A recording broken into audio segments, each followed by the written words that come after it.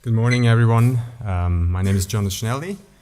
I started to contribute to Bitcoin Core 5 years ago, and since then I managed to fool the other maintainers to merge around 450 commits. And I'm also a co-founder of Shift Crypto Security. It's a hardware wallet company based in Switzerland.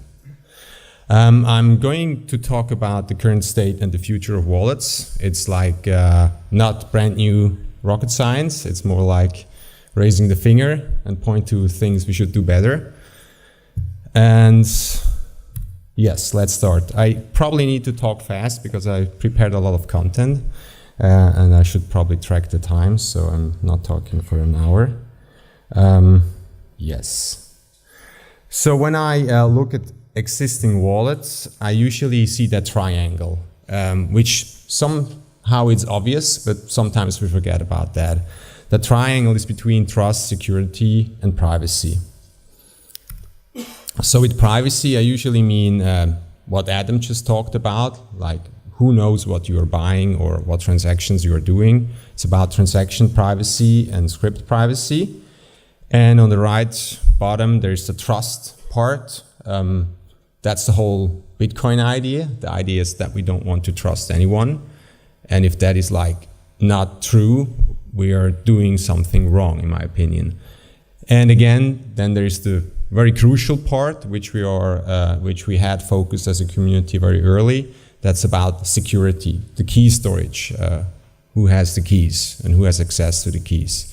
This is very likely aware in the community, or we are aware of that problem. If you look at existing softwares, Bitcoin Core, we can say it does like okay work on privacy, not in a level where Adam just talked about, but doesn't use any Bloom filters and things like that. Trust, yes, we can say agree. It's a full validating instance. Security, it doesn't come with any cold storage. You don't get a hardware wallet when you download it, obviously. So it's out of the box, not doing well on the security side. If you look at other wallets, like a good example is Coinbase, there's a lot of red crosses, and I need to say this is totally not what Bitcoin should be, because you don't have privacy, you don't have trust, you don't have security. Then there is Trezor, which is like a well-known, very popular hardware wallet. They do pretty good work on security. But then, how about privacy and trust? When you use the native Trezor interface, you don't have any trust or no trust model. You don't have any privacy. You fully send your transactions or retrieve your transactions from their servers. If you look at SPV wallets, Brad Wallet, Android Wallet, they do some form of trust by SPV validation, which is, I think, much better than just having a centralized server. Although privacy, as Jonas Nick has demonstrated a couple of years ago in his master thesis, is not really there. Same for security. I would really not put a lot of funds in a SPV mobile phone wallet, because it's essentially controlled by Google and Apple. If they want you to upgrade an app, it will happen. And if that upgrade means sending away your private keys, that will happen. So there's absolutely no guarantee that these funds will stay in your smartphone. Electrum is another model of how a wallet can work. They do SPV validation, not with Bloom filters, a bit different. But also there you have like usually no privacy. If we assume privacy is something that like nobody knows, not even the Electrum servers. Security, it's also the same problem like with Bitcoin Core. There are options, but it doesn't come out of the box. You need to buy a hardware wallet, and then you tend to use their native interface. Good. What is centralized validation? This is like some people think it's great. It's a good invention. I think it's probably a root of some evil practices we currently do. Centralized validation means, or let's figure out why people use centralized validation first. So new users tend to use centralized services like Coinbase, same with like Copay, Trezor, these solutions.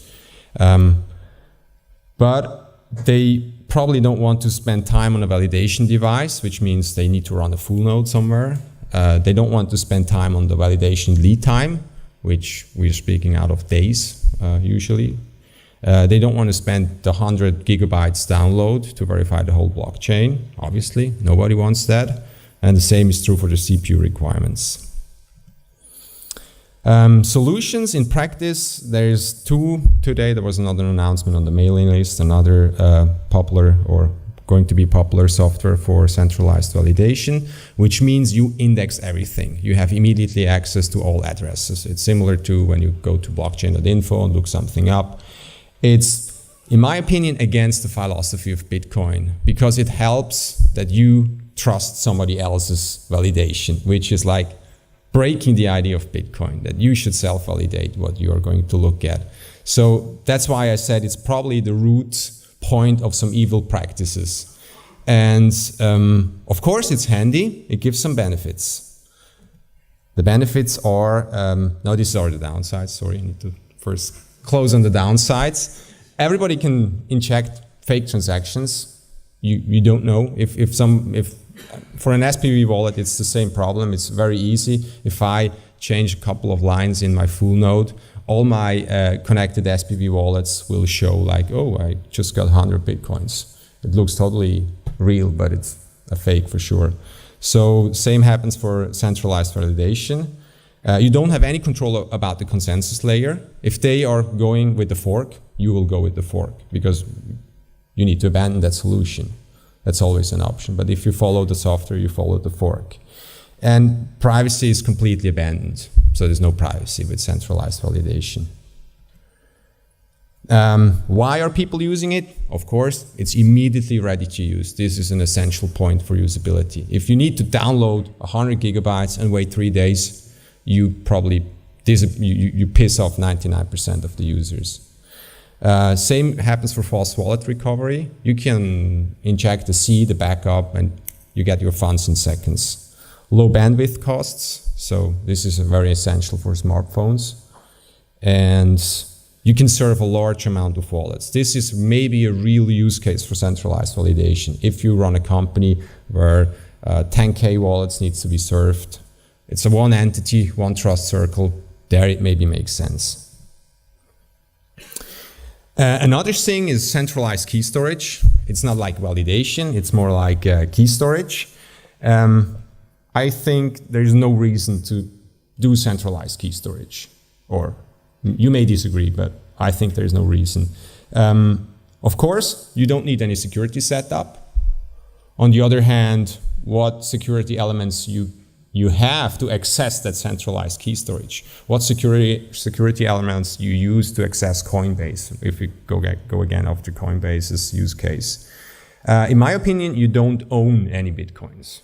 If you use a centralized key storage, the one who stores these keys, they own the Bitcoins. You don't own any Bitcoin. You own eventually the right to access those Bitcoins to move it forward.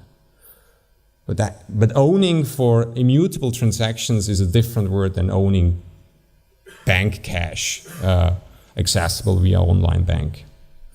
Often users are not aware. This is where I raise the finger and think this is our job to make users aware that they think they own Bitcoins, but actually they own some paper legal stuff that maybe gives them the right to move them. Simple payment verification, I guess you're familiar with that. It was described by Satoshi's in Satoshi's white paper.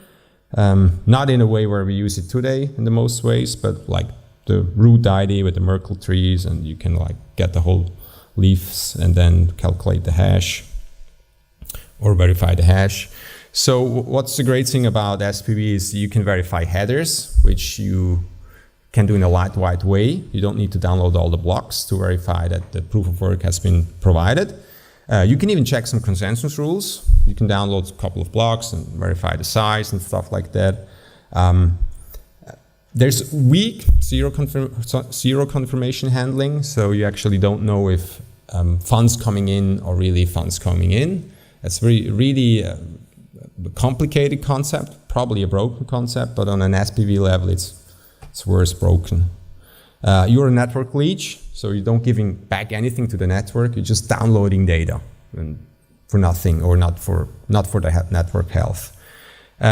Same as you rely on free service. It's possible that if everyone is using SPV and full nodes are hard to run, that we have like a bottleneck there, because you essentially rely on a free service. And that brings us to the incentive model. Why is somebody providing that free service? Maybe he's a hardcore Bitcoiner, he likes it. On the other hand, maybe it's like an agency who wants to spy on addresses, because for them, it's kind of a great incentive model. Fee estimations are probably impossible. There's no model how you can do fee estimation with SPV, because fee estimations means you need to have a mempool, like the swirling around transactions, you need to cover these. And to have a mempool, you need a UTXO set, and to have a UTXO set, you need a full node. And so fee estimations is another thing that you need trust. You need to have a service where you download your fee estimations. And they often rely on DNS seeds, which is also not ideal. On the other hand, it's acceptable bandwidth consumptions. So Mike Hearn, who was the main driver behind the current SPV implementation in Bitcoin J, did not only a bad job, he also made it possible to avoid central validation for a long time. On the other hand, that's the problem of privacy. He thought using Bloom filters is enough for privacy, so you just avoid telling my addresses to the node, and you kind of set a false positive rate. So the set is a bit bigger what your addresses are, but as I said, it turned out to be not true that this privacy set holds. So we have like different models right now for SPV. One is the Bloom filters, which is the one currently deployed by Android Wallet and Bread Wallet. And then there is the SPV model Electrum uses, which is a bit more centralized, but follows the same methods.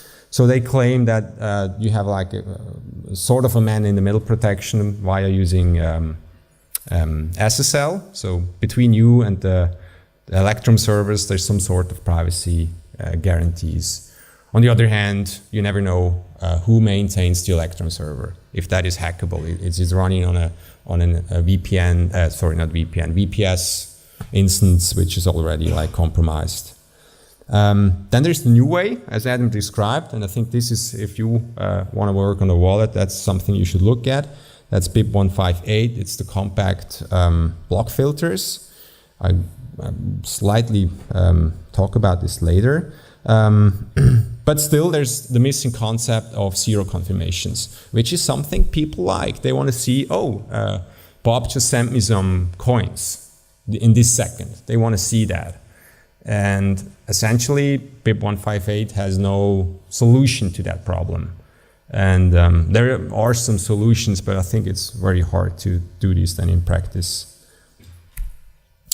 Then there's the hybrid way, which Adam also talked about, that full block SPV, which means you just download all blocks, 100 gigabytes. Or you better start where your wallet has spawned. If I download Bitcoin Core, create a new wallet, that wallet has spawned right now, so I only need to download the next blocks, so I don't need to download the history.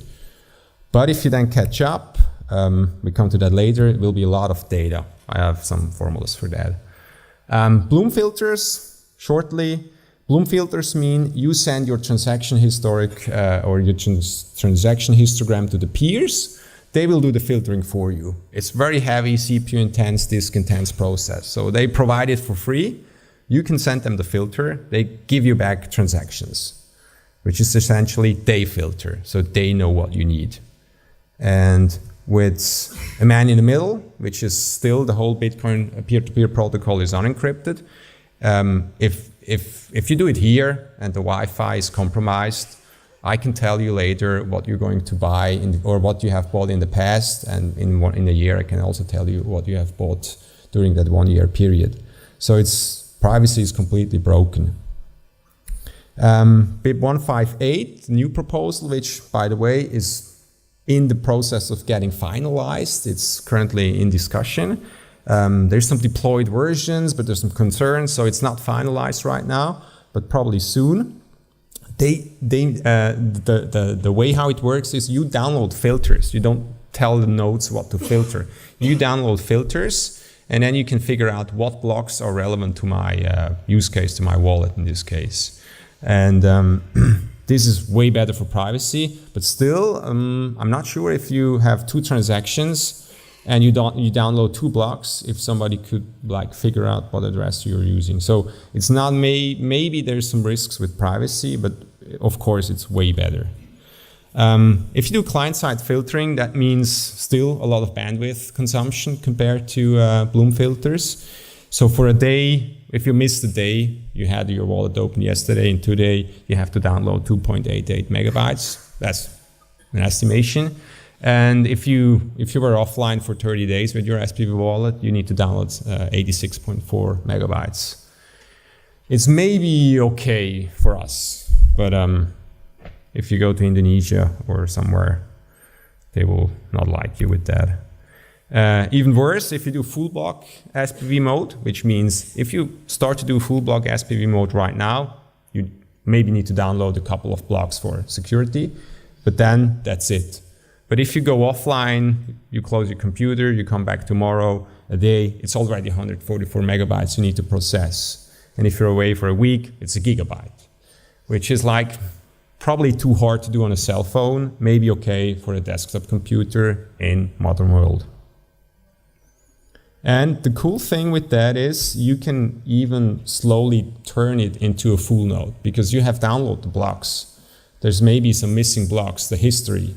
So you can slowly fill up these blocks to a full block validating node, which is essentially what is Bitcoin about.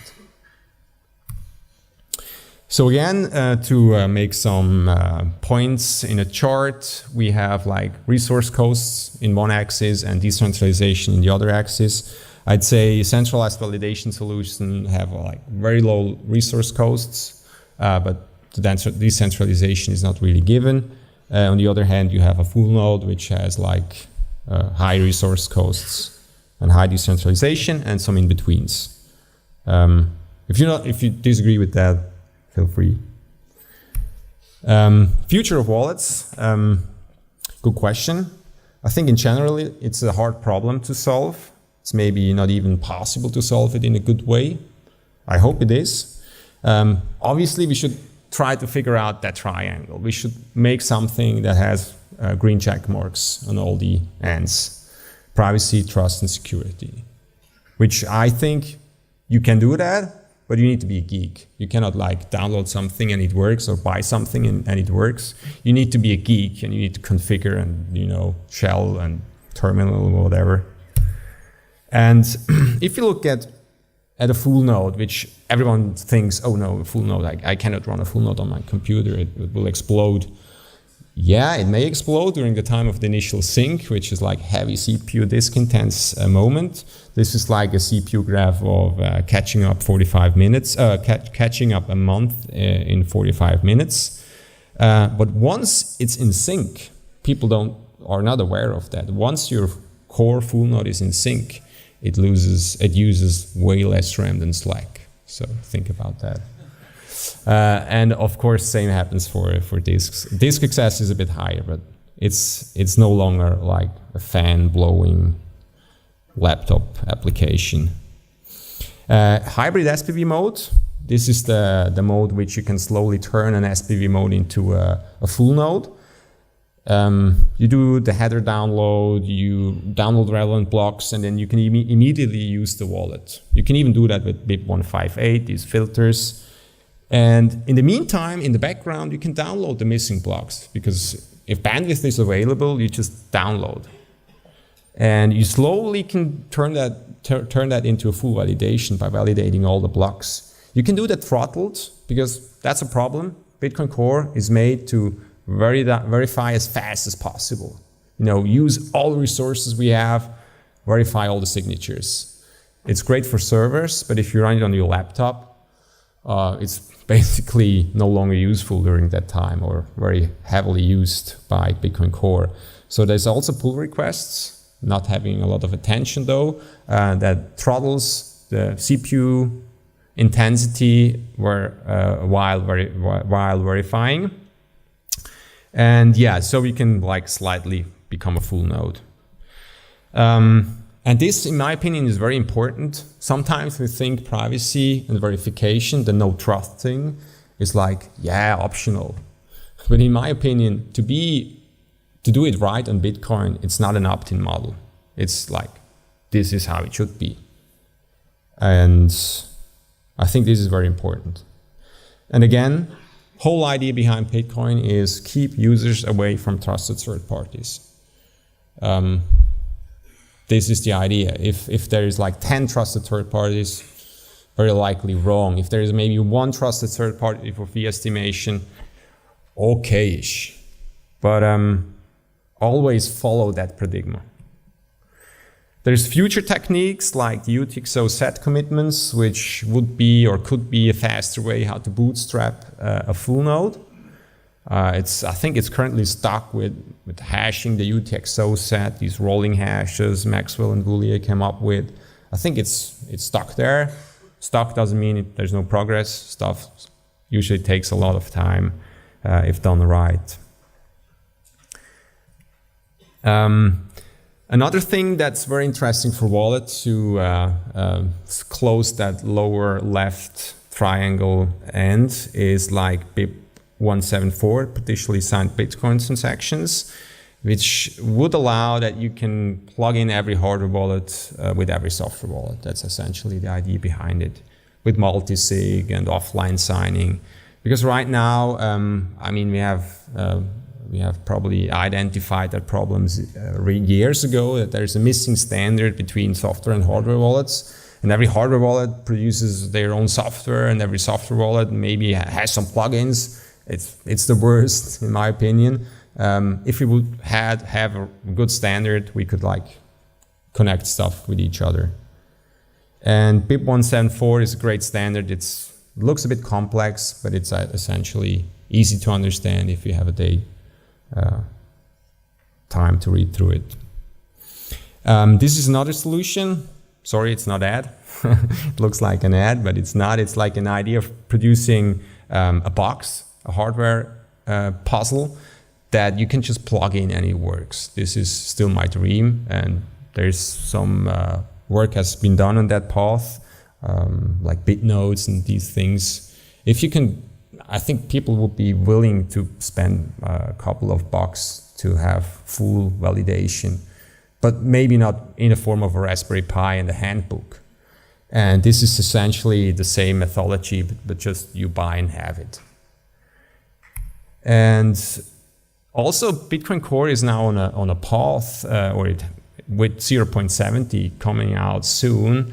It's essentially useful as a wallet backend, because now we have fund raw transaction with watch only. That means you can use Bitcoin Core's wallet and coin selection to do cold storage transaction creation.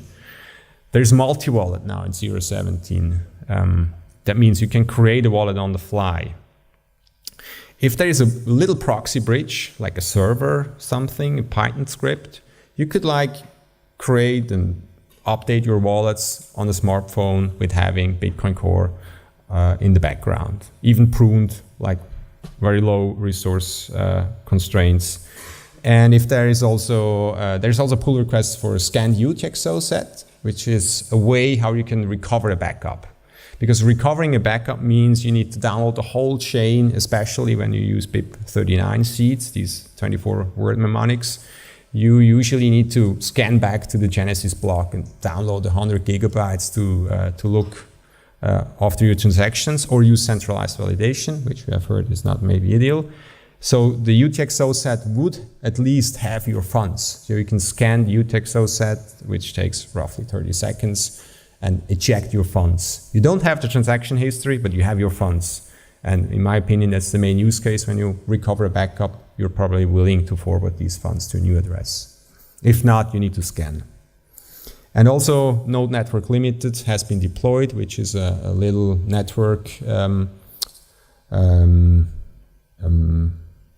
standard how pruned peers can also be used for network health, for bootstrapping other peers or helping to shortly bootstrap other peers. Bitcoin Core is great if you have like up to 200 wallets. Then it starts to be no longer really ideal. So if you want to serve more than 200 wallets in an enterprise case, whatever, you very likely need to go to look at the full index solution, like the centralized validation solution. But Bitcoin Core performs pretty good with like 100, 200 wallets. You need a lot of RAM, but it works. There's like a diagram where loaded wallets, the blue line, versus used RAM, the purple line. Another thing which needs more attention is the personal Electrum server from Chris Belcher. It's actually a great piece of software. You can use Bitcoin Core, his personal Electrum server script, and you have an Electrum backend that only indexes your wallet. Because if you're going to set up an Electrum X server for your wallet, it's silly. You index the whole blockchain and then just like process maybe 0.01% of these transactions, which is like not ideal. So personal Electrum server fills that gap. You can use Electrum with your own backend, but not spending like 200 gigabytes of disk space. It also works with pruned peers. I think that's in that direction we should do more. Of course, future wallets. I'm going to back up Adam's stuff. Privacy in terms of CoinJoin is important. Join market is just an example.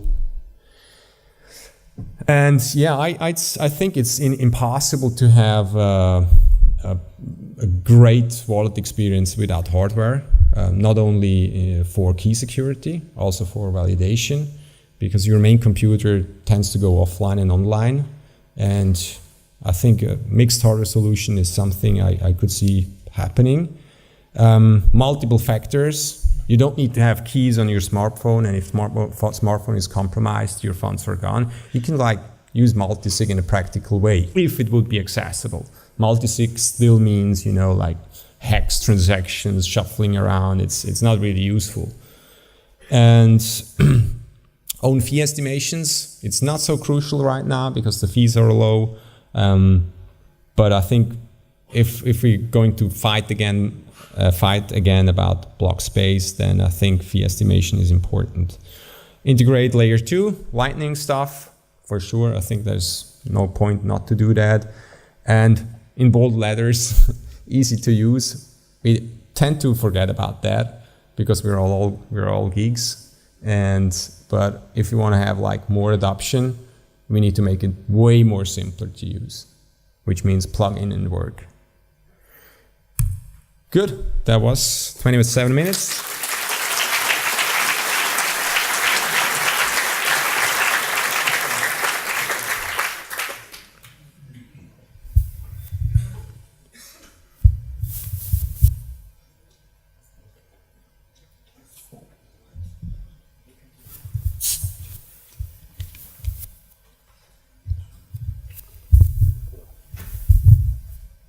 Hi. So regarding the problem that SPV wallet basically get a service for free, that is not scalable because if you don't have enough full node providing this service for free, you can't have the whole world using this thing without the incentive. Do you think it's feasible to design an incentive system using Lightning payments to pay for data received from the full nodes? So the SPV wallet pay for the free service using Lightning micropayments. Yeah, maybe possible, but I think once we move to BIP 158, you basically download blocks, and blocks is free. It's like they're also on the CDN networks. That somebody will pay for blocks is probably no longer possible. And this will just open an incentive model to move faster towards BIP 158. I don't think it will be possible to have a payment solution for that over a longer term of time. Hi. Hi, Jonas. I have a question about, I'm here in the bottom. Okay. Hi, Thomas. Hi. So, yeah, about BIP 158, I think I really like this proposal. If it had been available a few years ago instead of the Bloom filter, maybe I would have used it in Electrum. But I think you did not show the whole story about BIP 158. When you show the amount of data that is used by your wallet, so these figures, you should maybe explain. There is a rate of false positives, and this rate of false positives means that you're going to download full blocks for nothing. And the amount of full blocks that you will have to download for nothing will increase with the number of addresses in your wallet, because this rate of false positives is also going to increase there. So can you maybe, do you have some figures about that? No, I honestly need to say I haven't looked too close into the proposal. I know you can, as with Bloom filter, set a false positive rate and like get blocks you don't need just to increase your privacy model. But with the consumption model, I just took up the newest stats and they were saying it's roughly around 2% of a block. But yes, so it depends what privacy model you want to use. It's maybe more or even less. Okay, so these are numbers not from you, right? Yeah, this is a number from Thomas Bloomer, I think. Okay, thanks. Hello. Thank you for the talk. I have one question about the vision you have about this out-of-the-box plug-and-play node solution. So what are the challenges of realizing that, and how do you deal with the challenge of keeping it up to date without a trusted third party, especially for people who are not that deep into tech or like not in this room and could not be able to maintain the node being up and running and up to date? You mean how to maintain that, or how could an end user deal with that? Yes, how an end user could do it without trusting or relying on a third party, like a service provider who is offering the box. Yeah, I think the problem is as soon as you don't want to dig into the details, you need to trust, because it's kind of two sides. But maybe you can set up a model where that trust is like distributed among different vendors. That could be one model. Or you want to only trust a single vendor, and that then is your trust model. Because trust needs to be somewhere. At least when you run a full node on your laptop, you trust your laptop. When you run a full node on a Raspberry Pi, you probably trust the ARM chip that's inside. There's always a trust layer. The question is just how can you canalize that and make sure it's not like spread all over. Yeah, and what's so back to my first part of the question. What is so if you say you dream about this as being a future, what is the biggest challenge you're currently facing? I think it's not a very big challenge, but to create such box, the biggest challenge is probably the whole hardware challenge. You need to produce something, you need to ship it right in time. That's not something where the community has made great work in the past, and I think that's maybe the biggest challenge. Hi, my name is Alex. I am interested in the lower left part of that triangle that you showed, security, mostly in private keys. What are your thoughts? I have several questions. What are your thoughts on generation, encryption, and storage of private keys? Where should that be done, according to you? And have you thought about doing that on the protocol itself? Second question is, when we use devices, phones, tablets, desktops, we run software on them, and then by definition, my first primary thought is that the device has been tampered with to start with as a cyberpunk, and the username and the password that I'm filling in has just been sent to the server of the hacker or the malware or the script running on the background because I didn't create the device. How does one protect the user from that? You probably know where I'm going with this. Yeah. And third question would be, what are your thoughts on the secure enclave, the trust execution environment? Can we trust it? Have you used it? And I'm not talking about external pieces of hardware, but the secure enclave within the developer. Yeah, I think I can feel your questions. I couldn't understand everything, but I know what you want to go to or where you want to go to. I think it's one of the biggest challenge in the whole Bitcoin space, or I would even say the whole cryptocurrency, even further space, the key storage. Where do I store my keys? It's so little information. It's usually 32 bytes of information that can hold a couple of millions, and information tend to spread. It's hard to keep them back. So I think it's one of the biggest challenge how to do key storage right. Right now with hardware wallets, I think we're in a state where it's acceptable, not perfect, acceptable, but it includes like specialized hardware, which is not ideal for grandmothers and these types of users. And maybe, so I mean, you also came up with the question of software wallets. What user elements should you enter into soft phone? I think the challenge is over there. Once you start using an iOS device or an Android device, key storage is over, in my opinion. Correct. Thank you. Hi, my name is Yves. I don't want to bash BIP 158, but I'm enough of a geek to want to have a full node, but I'm also enough of a normal guy that I don't want my phone to be clogged with stuff. And at the end of the day, I don't have battery. I'm running around trying to plug things.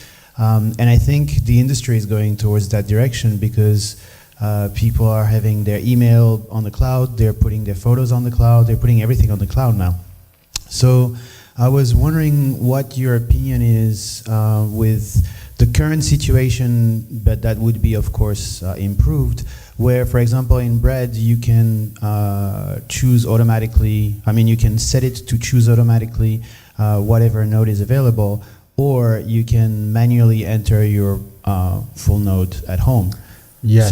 So that way, I would go towards more the box that you were talking about. Yeah. I think, in my opinion, this is the model of the future, where you have a full node somewhere that you control, and you have your smartphones or your devices or desktops that will connect to that full node, because it's essentially under your trust circle. You have self-validated the chain. But right now, how that is done in practice is fragile. You know, they often connect to a kind of a raw TCP socket connection to a server. Not even like tunneled or something. Some people say you should use a tunnel, but then try that on iOS. Do an SSH tunnel on iOS, you will probably rip off your fingernails in a week and not getting done anything. And Tor is obviously a solution, but then there's also the question, is Tor reliable in long term? Do we have alternatives to Tor, or backup, or a stack of encryption protocols? But yeah, I think it's the model of the future. It's just how it's been done right now. It's not always good. Thank you. Yeah. Hello. Thanks for the talk. I'm here. Oh, yeah. You were talking about that device, that box of the future, wallet or whatever it's going to be. How did you imagine? I mean. You are storing, it was supposed to have enough of a storage space to hold the whole blockchain, to have a full node, probably with 5G connection, whatever, that is very quickly downloading the whole blockchain, and you can trust it this way. So how did you imagine it to work? Right now, I heard it would probably connect through a tunnel to your node somewhere at home or whatever. Yeah. But do you think it's going, with exponential development of technologies, it's going to be possible to have a small device with enough of space and very quick connection bandwidth to download? To be honest, I'm pretty pragmatic with that project, because I did plan a lot in past, pointing the goal point somewhere, and then as Adam has showed, these lines. But right now, I'm more sure that this will be something great, and we need to figure out. It's more of an experiment. We need to figure out how it should work. But if you always have these elements in your back head, like the trust thing and the privacy thing, I think you will succeed at some point. And how it should work, of course, it should have a secure channel from your devices to that box. And I think essential, what never has been done in the past, is that box should also be hardware key storage. If you have a hardware key storage, you can do coin join or lightning transaction that only increases your balance. You can have like a warm cold storage signing solution for particularly transaction types. You can have multi-sig between your phone or your devices and your box. I think there's... My next question I wanted to ask about the security. Do you think it's possible to combine some kind of a retina scanning, I don't know, fingerprint scanning plus multi-signature from different devices? I pretty much like passphrases rather than fingerprints and iris scans. But I think if you combine a full node with a Trezor and some elements, it can be pretty secure. It's just a question how you combine it in a box and make it like plug in work. I think that's the biggest goal. Again, these bold letters, usability matters. Thank you very much, Jonas. Thanks.